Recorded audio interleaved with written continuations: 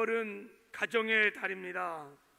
첫 주는 어린이 주일이고 오늘이, 둘째 주는 어버이 주일이고, 셋째 주는 부부의 주일, 스승의 주일이고, 넷째 주는 가족 총동원 주일입니다. 오늘 어린이 주일을 맞이해서 자녀 양육에 관한 말씀을 나누려고 합니다. 인생 최고의 봉사라는 제목으로, 농사라는 제목으로 말씀을 나누겠어요. 여러분, 인생 최고의 농사가 무슨 농사일까요? 기가 막히게 잘하네요. 어쩜 이렇게 잘할까? 우리 한번 흔히 자녀 양육을 농사라고 비유하죠. 농사. 자녀 농사 잘 짓고 있나요? 라는 책이 있어요. 농사 중에 가장 어려운 농사가 자녀 농사인 것 같습니다. 정말 손도 많이 가고, 또 1, 2년 짓는 것이 아니라 오랜 시간 이 농사를 지어야 합니다. 이 세상, 이 농사라는 것은 그냥 몇 해 지어보면 노하우가 생겨요. 요즘은 첨단 기술 기계들이 많이 장비되어서 날씨도 다 가름해보고, 농사를 짓는데 어려움들을 웬만한 거는 다 극복해서 농사를 잘 지을 수 있습니다. 그런데 자식을 키우는 이 자식 농사는 몇 년, 수십 년, 수백 년, 수천 년을 경험했음에도 자식을 키우는 법에 대해서 이것이 정답이라고 확신하게 말하는 사람들이 거의 없어요. 자식 농사가 그만큼 어렵다는 거예요. 요즘은 자식 농사가 얼마나 망가졌는지 들어보면요, 막 부모들이 자식들에게 버림을 받는 일들이 굉장히 많이 일어납니다. 그리고요, 부모들이 자식에게 노년에는 맞고 사는 부모들이 굉장히 많대요. 아시나요? 다 자식 농사를 망쳤기 때문입니다. 자식 농사는요, 그 열매를요, 한번 짓고 나면 평생 자기가 먹고 사는 거예요. 참 버릴 수도 없고, 이 열매를 평생 먹고 삽니다. 그래서 자식 농사를 참 잘 지셔야 합니다. 그런데요, 자식 농사가 이렇게 어렵고 힘들지라도 부모의 입장에서 보면 참 이것만큼 또한 보람 있고 가치 있고 기쁜 일이 없어요. 자식이 우리의 자랑이고 영광이고 기쁨이고, 그런 면에서 인생 최고의 농사는 뭐니 해도 자식 농사인 것입니다. 시편 121편에 보면 태의 열매는 부모의 상급, 부모의 영광, 부모의 축복이라는 거예요. 자식이 부모의 영광이라는 거예요. 농사를 잘 지면 자식으로 인한 기쁨, 자식으로 인한 영광, 하나님의 놀라운 축복이 있다는 것입니다. 이런 너무너무 인생 최고의 농사인 이 소중한 자식 농사를 잘 짓는 법에 대한 설교를 오늘 잠깐 나누려고 합니다. 그런데 이 자리에 이미 자녀들이 다 장성해서 다 출가를 시켜갖고 이미 자식 농사를 거의 끝낸 사람들이 굉장히 많이 있어요. 이런 분들은 이런 설교 들으면, 또 어린이 주일날 이런 자녀 양육에 관한 말씀을 들으면 나는 상관이 없지, 나는 이미 다 자식 농사 다 끝냈어, 이렇게 생각하고 마음을 닫는 분들이 있어요. 여러분, 주 안에서는 자식 농사가 끝나지 않았습니다. 주 안에서 다음 세대인 영적인 자녀들이 우리 안에 있습니다. 여러분의 손자, 손녀를 포함하여 영적인 다음 세대들, 자녀들을 우리가 세워야 하는 사명이 아비 세대인 저와 여러분에게 있는 줄을 믿습니다. 그 사명감을 가지고 마음문을 활짝 열고 이런 말씀을 들으시고, 말씀 붙들고 다음 세대를 위해서 여러분 기도해 주시고, 다음 세대의 농사를 위해서 헌신해 주시기를 주님의 이름으로 축복합니다. 그러니까 굉장히 지금 중요한 메시지를 전하고, 선포되는 말씀을 사람의 말이 아닌 하나님의 말씀으로 듣는 은혜가 있기를 주님의 이름으로 축복합니다. 그럼 먼저 우리 한번 내가 자식 농사를 잘 지었나 못 지었나, 지금 자식 농사를 잘 짓고 있는가 없는가를 한번 평가를 한번 해볼 필요가 있죠. 여러분, 자식 농사를 잘했는지 못했는지를 가름하는 성경적인 평가 기준이 뭘까요? 세상에서는 자식들이 공부 잘하고 좋은 대학 들어가서 좋은 직장 구하고 출세하고 성공해서 뭐 부모들의 자랑거리가 되고 부모의 기쁨이 되고 지들 문제없이 잘 먹고 잘 살고 행복하게 살면 자식 농사 그래도 잘했다고 칭찬받을 수 있어요. 잘했다. 그런데 우리는 하나님을 믿는 하나님의 자녀들입니다. 세상의 평가 기준과 하나님이 평가하는 기준이 다릅니다. 하나님께서 우리에게 자녀를 하나님의 선물로 주시면서, 자녀를 하나님의 것인데 하나님께 주시면서 우리에게 자녀를 양육하라고 하시며, 자녀 농사에 대한 하나님의 기대하는 열매가 있습니다. 이제 다 하나님 앞에 서는 날, 우리 하나님 앞에서 내가 자식 농사를 얼마나 잘 지었는지 그 열매를 가지고 하나님 앞에 평가를 받는 날이 올 것입니다. 시편 127편을 가지고 한번 어떤 열매를 맺어야 자식 농사를 잘 지었는지를 한번 살펴보면 적어도 4가지 열매가 맺혀야 자식 농사를 잘 지은 것입니다. 첫째는 하나님이 나에게 맡긴 이 자녀들이 예수를 믿고 거듭나서 하나님의 자녀 천국 백성이 되면 이 구원의 열매가 하나님이 기뻐하시는 열매인 것입니다. 아직도 내 자녀가, 하나님 나에게 주신 이 자녀가 예수를 믿지 않고 구원받지 못했다면 자식 농사 아무리 세상에서 뭐 형통하고 잘 나가도 하나님 보시기에 자식 농사 지금 못하고 있는 거예요. 두 번째는 구원받은 이후에 하나님을 경외하고 하나님을 사랑하며 하나님의 말씀에 순종하는 믿음의 사람으로 자녀들을 양육하는 것이다. 예수를 닮아가는, 하나님을 닮아가는 믿음의 사람의 열매를 하나님이 기대하십니다. 그런 열매들이 자녀에게 맺히면 자식 농사 잘하고 있는 거예요. 세 번째 열매는 우리 자녀들이 세상에 사는 동안에 하나님의 뜻을 깨닫고 하나님의 뜻을 이루어가는 사명자의 삶을 살아가는 것입니다. 그리고 마지막에는 반드시 천국에 가는 것입니다. 천국에 가서 영원히 하나님과 함께 영생 복락을 누리며 사는 것입니다.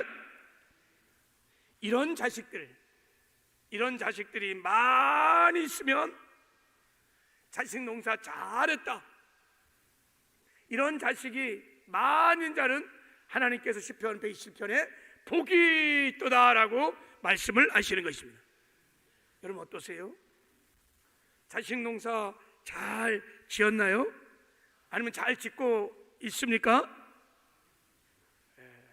오늘 우리 하나님 말씀 붙들고 이제부터라도 우리 자녀들을 위해서 기도하고 하나님 나에게 맡긴 천하보다 귀한 우리 자식들 하나님의 뜻대로 말씀으로 잘 양육해가는, 정말 자식 농사에, 어떤 농사보다 자식 농사에 성공하는 저와 여러분 되기를 주님의 이름으로 축복합니다.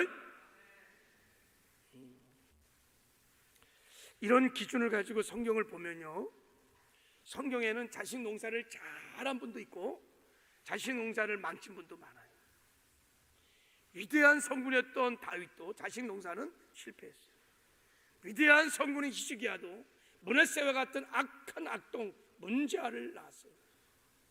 자식을 농사에 실패한 사람들이 많이 있습니다. 자기가 믿음이 좋고 신앙이 좋다고 자식 농사를 잘하는 것은 아닙니다. 또 반면에 자식 농사를 잘한 사람들도 있습니다. 구약에서 만약에 자식 농사를 하나님 보시기에 최고로 잘한 한 사람을 뽑으라고 그러면 저는 아브라함을 뽑고 싶습니다. 아브라함은 자식 농사를 기가 막히게 잘한 아버지입니다. 아브라함의 자식 농사의 열매가 누구냐면 이삭입니다.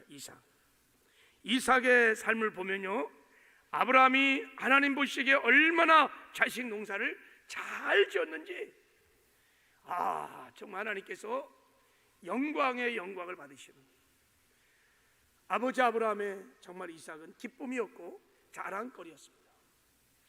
여러분, 이삭은요 하나님 앞에서 참으로 복되고 아름다운 삶을 살았습니다. 하나님을 경외하고 사랑해서 하나님 말씀에 목숨을 바칠 만큼 순종하는 믿음의 자녀였습니다.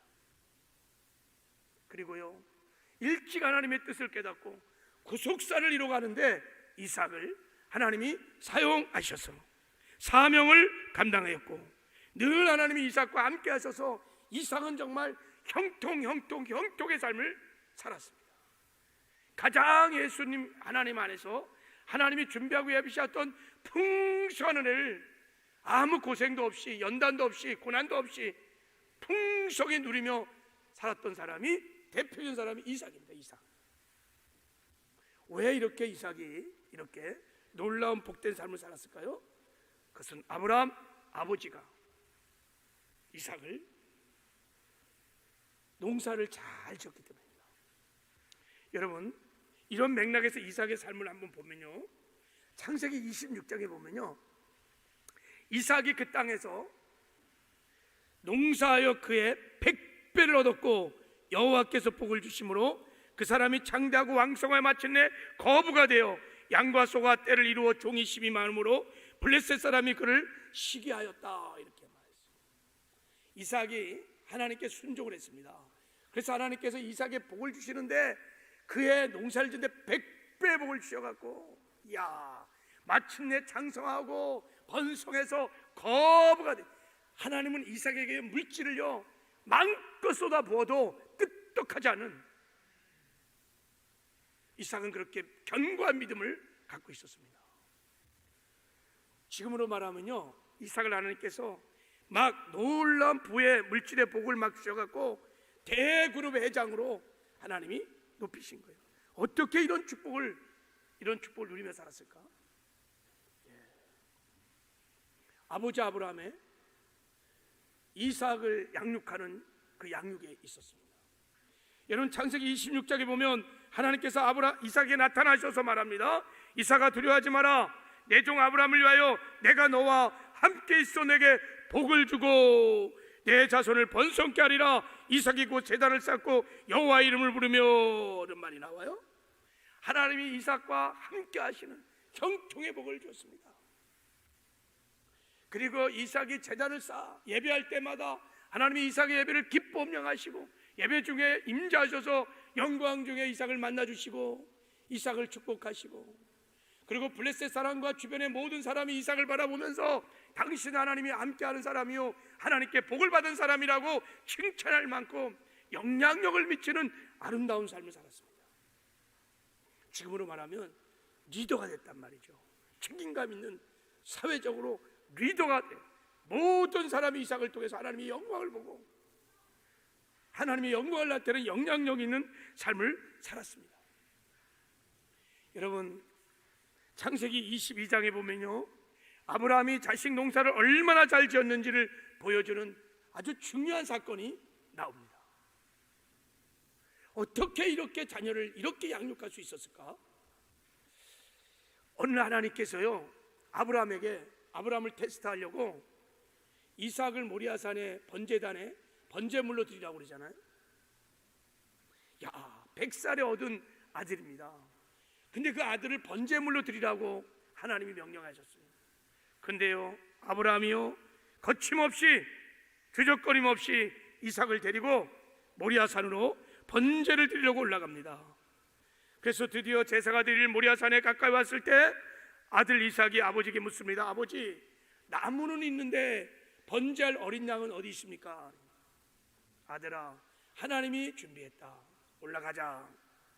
마침내 현장에 도착했을 때 아브라함은 제단을 쌓고 그 제물을 드려야 할 차례가 되었을 때 갑자기 아버지가 하나님이 너를 번제로 드리라고 했으니 너를 번제물로 바치겠다 하면서 아들을 결박해 갖고 진짜 실제로 번제단 위에 올려놓습니다.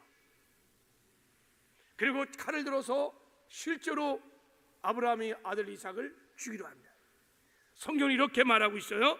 하나님이 그에게 지시한 곳에 이른지라 이에 아브라함이 그곳에 단을 쌓고 나무를 벌려놓고 그 아들 이삭을 결박하여 단나무에 놓고 손을 내밀어 칼을 잡고 그 아들을 잡으려 하더니 그랬어요. 자, 놀라운 것은 이삭이 그때 아버지 말에 순종하여 결박을 받는다는 거예요. 아무 원망 불평도 없었습니다. 아버지를 거역하지도 않았습니다. 대꾸도 하지 않았어요. 아버지 말에 그대로 순종하여 결박을 받습니다.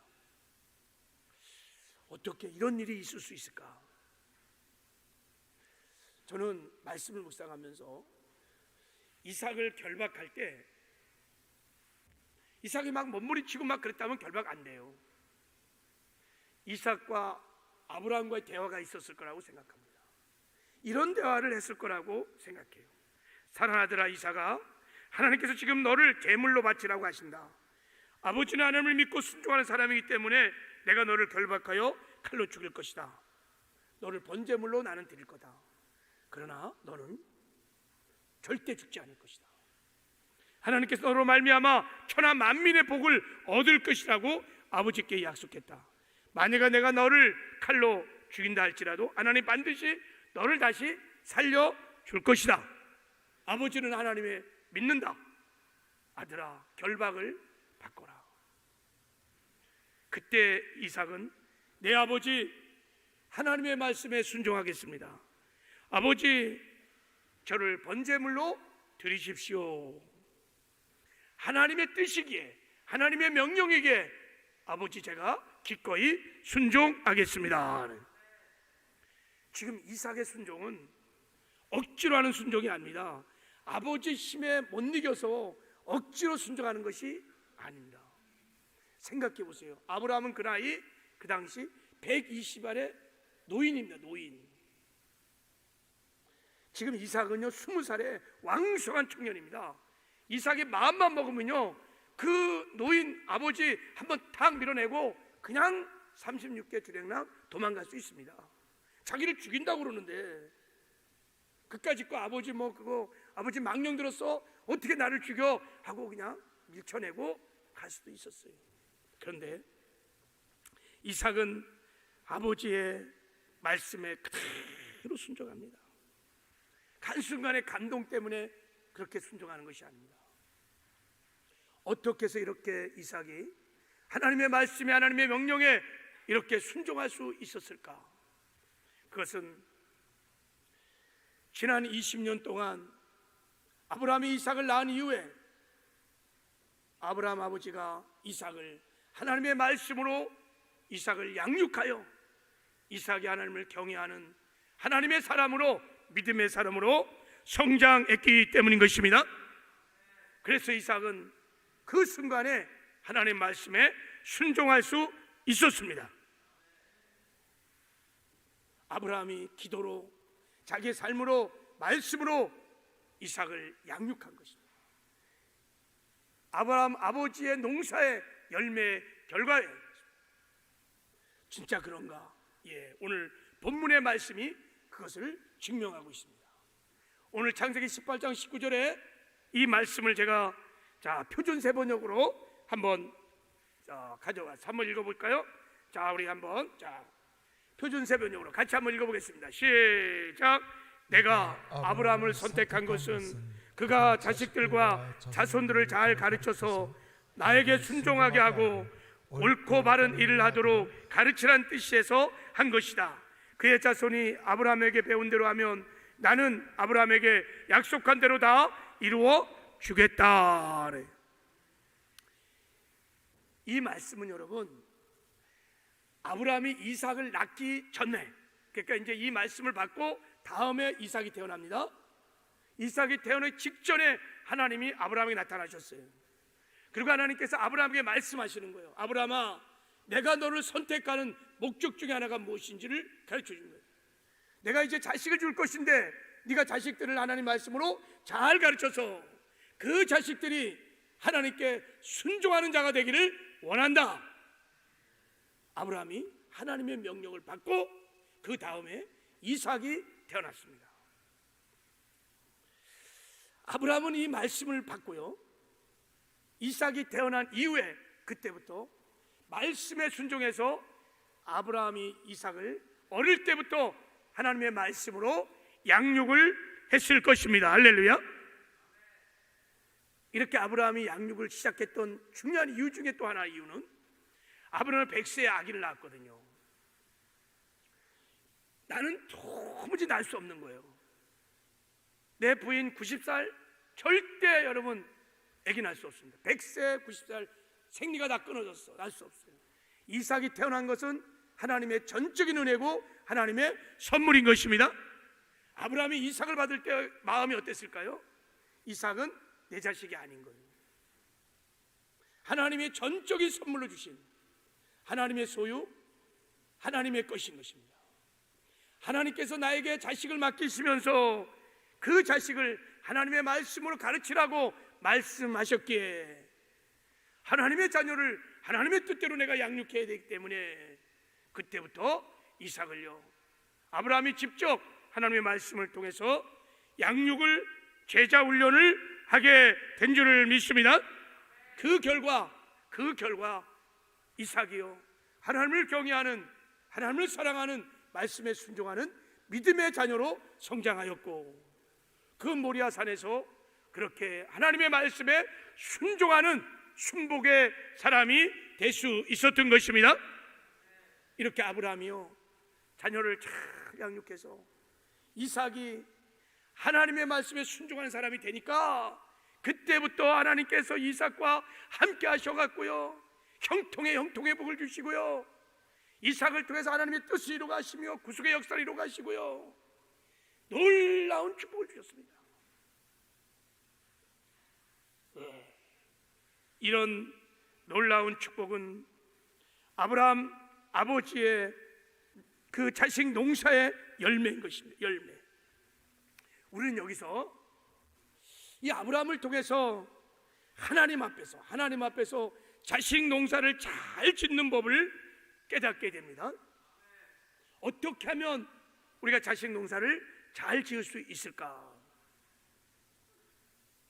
세상에서 말하는 자식 농사 말고 하나님 앞에서 예수 그리스도 안에서 우리가 자식 농사를 잘 짓는 법을 알게 됩니다. 첫 번째는 자식이 하나님의 소유라는 것을 믿고 하나님의 뜻대로 양육을 해야 자식 농사를 잘 지을 수 있습니다. 아브라함이 자식 농사를 잘 지을 수 있던 첫 번째 비결은 뭐냐면, 아들 이삭을 100세에 낳았어요. 아들을 낳으면서 여러분, 아브라함에게 한 가지 마음이 뭐냐면, 이삭은 내 아들이기 전에 하나님의 자녀인 거예요. 하나님의 소유인 거예요. 이것이 분명했습니다. 왜냐하면 내가 낳을 수 있는 아이가 아니거든요. 하나님이 은혜로, 하나님의 선물로 준 자녀이기 때문에 자녀에 대한 주재권이 분명했습니다. 그러니까 내 자식이 아니야. 그러니까 하나님의 자녀야. 하나님의 소유야. 그러니까 하나님의 뜻대로 양육하고자 하는 열망이 아버지 아브라함에게 있었던 것입니다.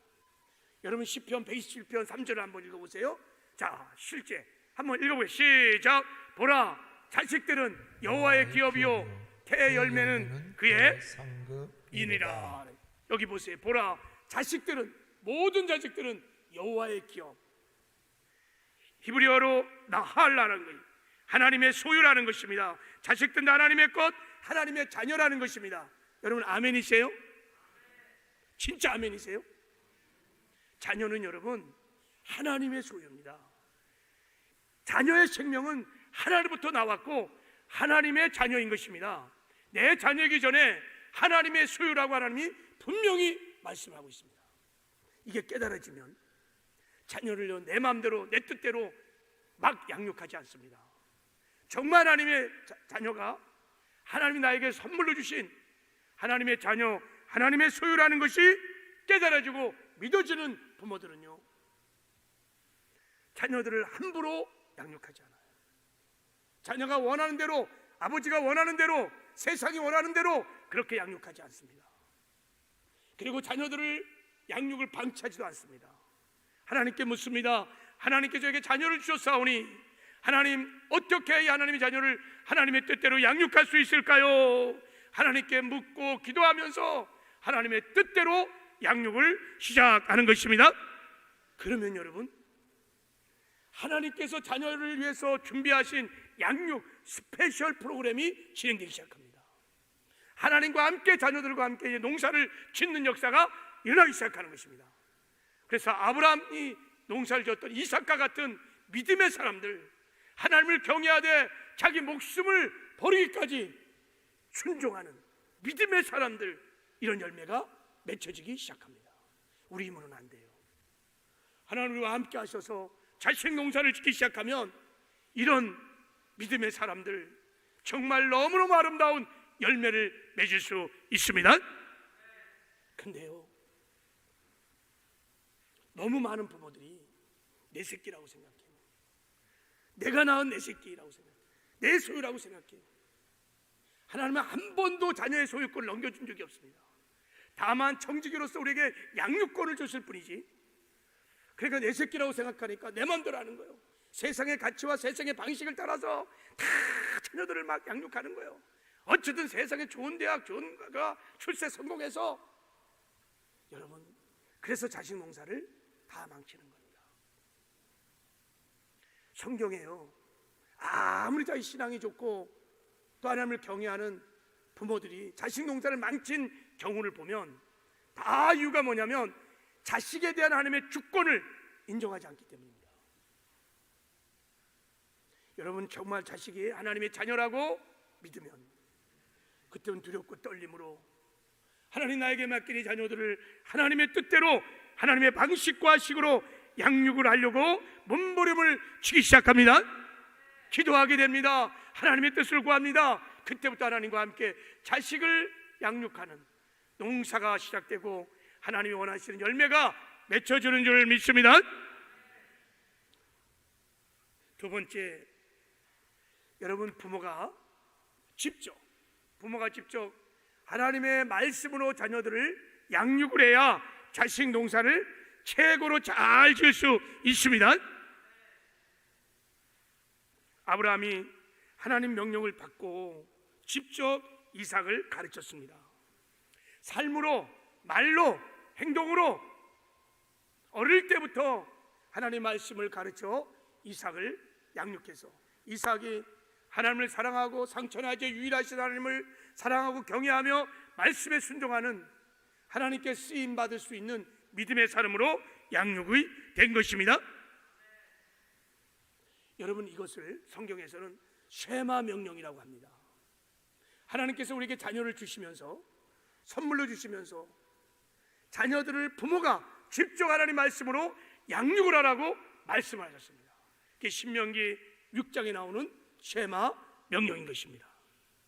이스라엘 애들아, 우리 하나님 여호와는 오직 유일하신 여호와이시니 너는 마음을 다하고 뜻을 다하고 힘을 다하여 내 하나님 여호와를 사랑하라. 오늘 내가 내게 명령하는 이 말씀을 너의 마음에 새기고 너희 자녀에게 부지런히 가르치며 그랬어요. 이 쉐마 명령에는 두 가지 명령이 있습니다. 자녀를 양육하는 목표를 하나님이 정해주셨습니다. 우리가 자녀를 양육하는 목표가 뭐냐? 좋은 대학, 좋은 직장, 십자가 잘 가갖고 출세하고 성공하고 잘 먹는 게 아닙니다. 상천하제 유일하신 하나님을 사랑하고 그 하나님을 경외하고 그 하나님의 말씀에 순종하는 것이 자녀 양육의 목표입니다. 하나님이 말씀하셨습니다. 그리고 이 명령에는 자녀 양육의 원리 방법을 하나님이 아주 명료하게 말씀하셨습니다. 그것은 무엇이냐? 자녀 양육을 남에게 맡기지 말라는 거예요. 교회에도 맡기지 말라는 거예요. 누구에게 맡기지 말라는 거예요. 학원에도 맡기지 말라는 거예요. 부모가 직접 양육권을 가지고 하나님의 말씀으로 직접 부모가 자녀들을 양육하라고 하나님이 말씀하시는 것입니다. 우리가 이 쉐마 명령을 믿고 자녀가 하나님 주신 나의 선물이라고 믿고 하나님 말씀을 따라 부모가 어떤 부모든 간에 하나님 말씀으로 자녀들을 양육하기 시작하면 자녀들은요 분명히 하나님의 도우심과 하나님의 기름 부심으로 하나님을 경외하는, 하나님을 사랑하는 믿음의 자녀들로 성장하게 될 것입니다. 그리고 그들의 생애를 통해서 하나님께서 당신의 뜻을 이루어가는 존귀와 영광도 입혀 주실 것입니다. 그런 자녀들 하나님을 함께 하셔서 형통하는 삶을 살게 하실 것입니다. 세상에 나가서도 꼴이 되지 아니하고 머리 되며 선한 영향을 미치는 아름다운 삶을 살게 될 것입니다.